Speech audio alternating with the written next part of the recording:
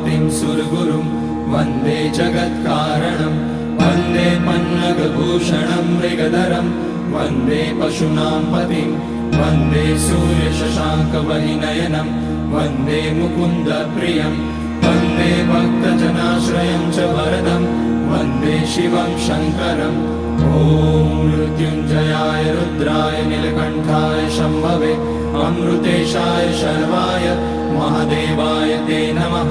नमस्तेऽस्तु भगवन् विश्वेश्वराय महादेवाय त्र्यम्बकाय त्रिपुरान्तकाय त्रिकाग्निकालाय कालाग्निरुद्राय नीलकण्ठाय मृत्युञ्जयाय सर्वेश्वराय सदाशिवाय श्रीमान् महादेवाय नमः।